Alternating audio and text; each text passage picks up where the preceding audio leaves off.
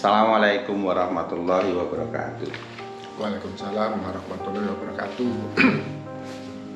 Apa kabar, Om? Alhamdulillah, baik, sehat. Iya. Tetap semangat.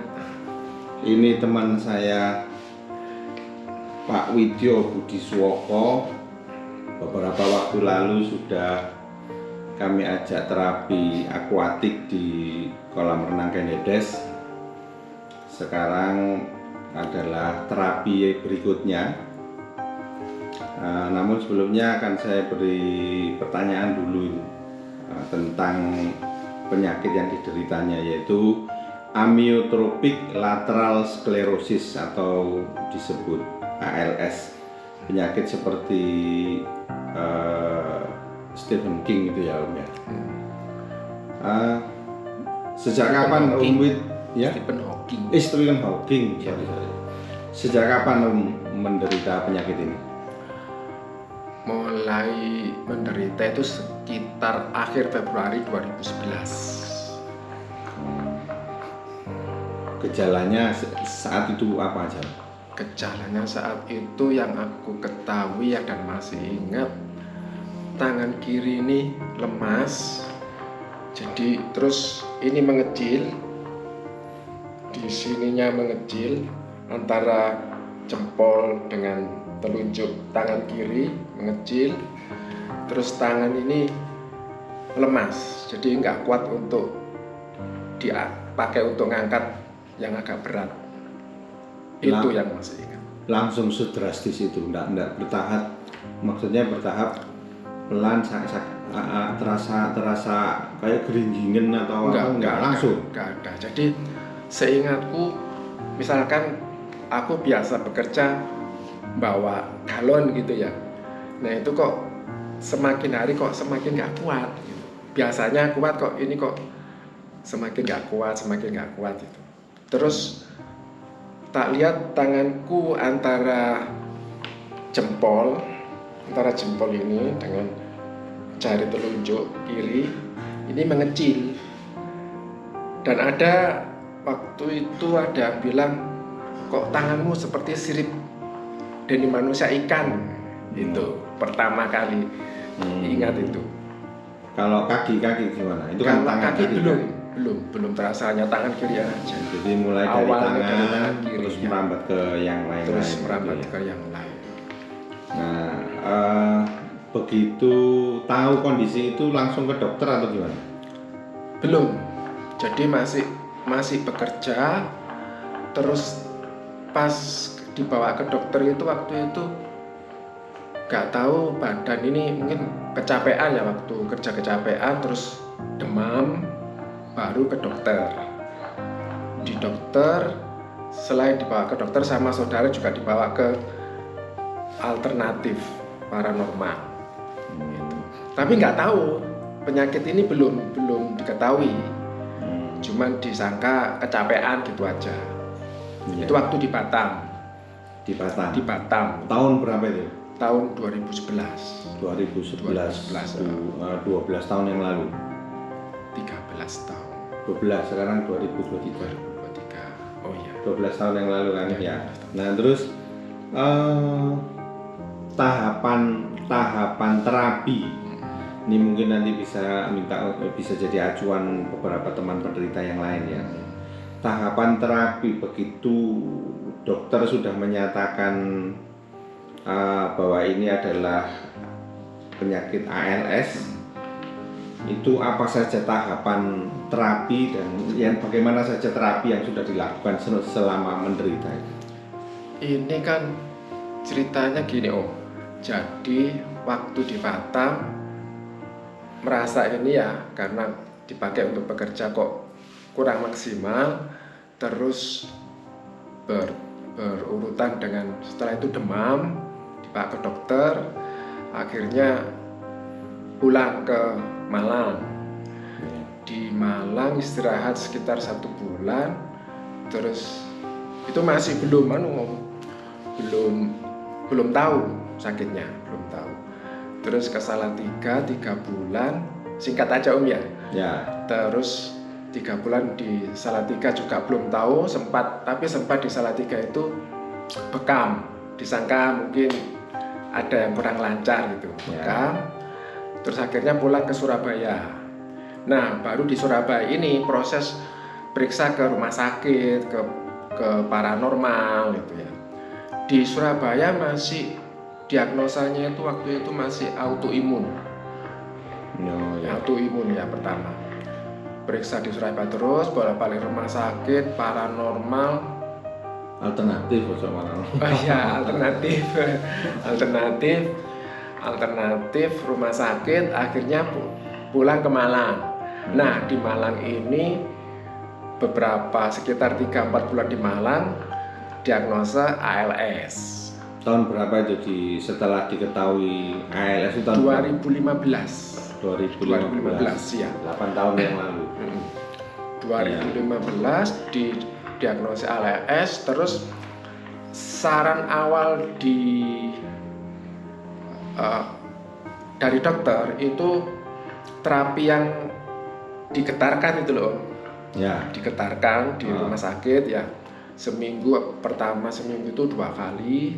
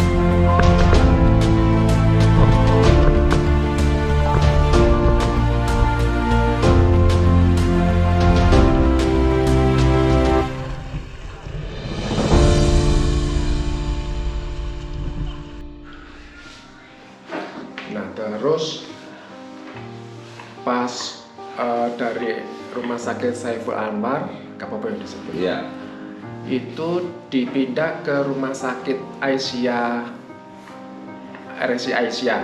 ya. Berapa bulan di RSI Aisyah, terapi di sana sama dokter Bahrudin, seingat saya, sama dokter yang terapi apa rehab. Oh ya, rehabnya. ya. Kalau dokter sarafnya itu Bu Aris siapa gitu ya. Lupa. Jadi Pak Bahrudin menyarankan Pak Widjo renang saja. Itu sekitar tahun 2018. Ya, 2018 disarankan untuk yang lalu. Iya. Baru terlaksana 2020. Nah, itu sebetulnya Om punya rencana sama anakku, punya rencana pingin renang, direncanakan pingin renang di stadion apa di pemandian tentara di Rampal ya gitu. Ditimbang-timbang terus gak berangkat-berangkat.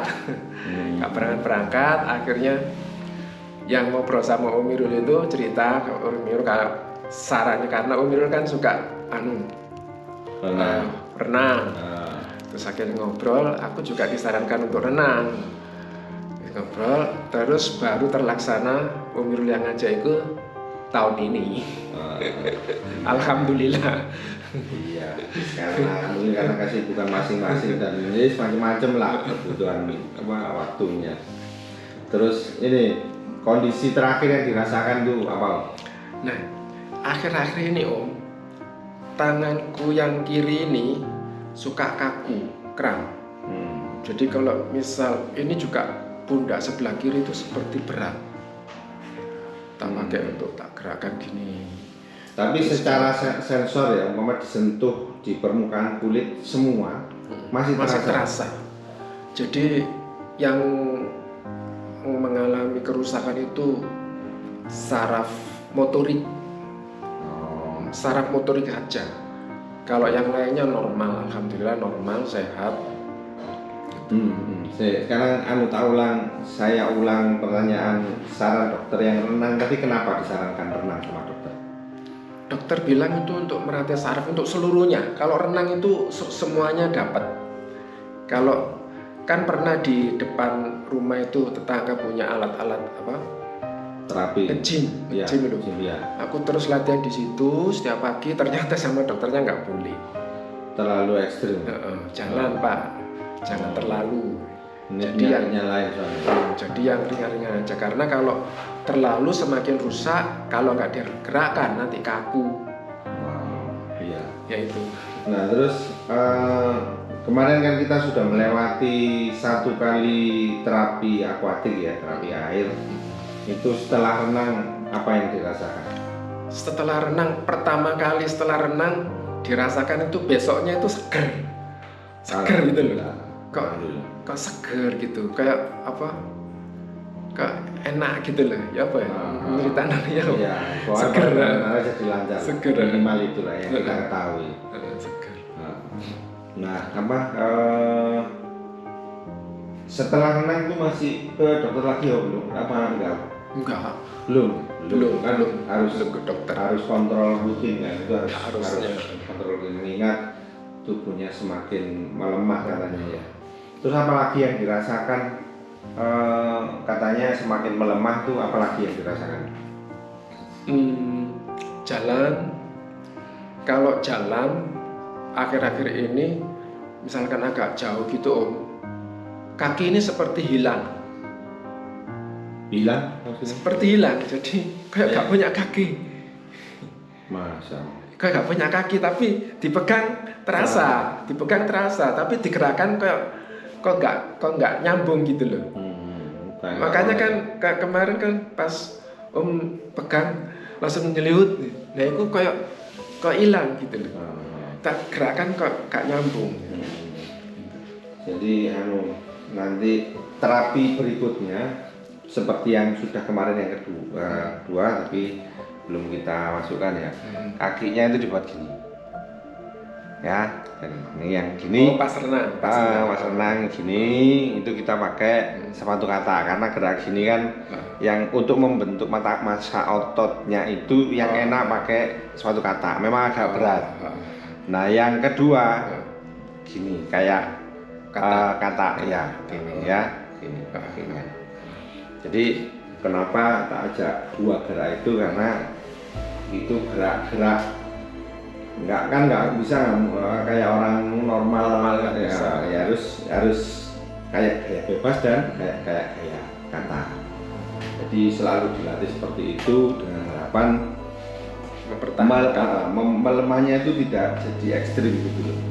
Terus gini Om, katanya ini menurut pengetahuan Om Widyo sendiri, para penderita ALS itu rata-rata berapa lama Om rata-rata setahu aku yang pernah ketemu di Surabaya satu orang itu 2 tahun sudah meninggal. Terus di Malang ini yang alamannya di Sulfat itu juga sudah meninggal 2 tahun. Dan ini yang masih suka telepon-teleponan dengan saya, ada salah satu teman yang sesama penderita ALS di Jawa Barat, lupa nama kotanya, itu dalam waktu hanya 6 bulan sudah nggak bisa bergerak. Jadi, Kenapa? ya itu rata-rata seperti itu, ALS itu hanya beberapa bulan sudah nggak bisa bergerak, cuma bisa bicara, sampai tidur pun kalau mau miring itu dimiringkan. Nah aku alhamdulillah Bisa melihat lebih sendiri. dari 10 tahun masih bisa jalan, masih bisa walaupun nggak kuat jauh, Ya. masih bisa Oh. duduk. Untuk memberi semangat ya, untuk memberi semangat para penderita yang lain, sampai sejauh ini ya, bahkan melebihi yang lain dengan pengobatan yang sangat sederhana. Apa tipsnya kira-kira kok bisa sampai bertahan sebegitu lama? Kalau aku merasakan ya nggak tahu ya, cuman yang aku rasakan ini, yang aku kerjakan sehari-hari itu satu, ibadah. Jadi gak mikir itu wes seloroku ya apa, engko aku kaya apa, nggak pikir. Yang penting aku ibadah aja, tak pikir. Iya. Jadi ya apa aku sholat, ya apa aku iso baca Al-Quran dengan benar, Memperbaiki ibadah. perbaiki pokoknya. Ya. Jadi akhirnya kan nggak terpikir itu. Ya. Besok itu seperti apa, Ya. nanti seperti apa, itu nggak terpikir, karena yang dipikir itu ya apa aku bisa memperbaiki ibadahku, ya apa aku bisa memperbaiki baca Al-Quranku. Itu Nah, salah itu. satu hikmah. Heeh. Ya, salah satu hikmah yang didapat ketika mendapatkan hadiah dari Allah. Jangan disebut musibah, hadiah dari Allah, bahwa itu salah satu bentuk kasih sayang Allah, itu mengarahkan pemikiran tetap bersemangat untuk tetap memperbaiki ibadah, itu yang membuat bisa bertahan lama. Demikian teman-teman semuanya, semoga video ini bisa menjadi inspirasi bagi Anda semua, bukan hanya khusus penderita ALS, namun para penonton yang lain. Semoga video ini bisa menjadi semangat untuk tetap melakukan sesuatu yang terbaik. Mungkin hanya itu Om ya. Nanti mungkin bisa disambung pada episode yang lain. Insyaallah. Episode yang kali ini kita sudahi sampai di sini dulu. Sampai ketemu di lain video. Assalamualaikum warahmatullahi wabarakatuh. Waalaikumsalam warahmatullahi wabarakatuh.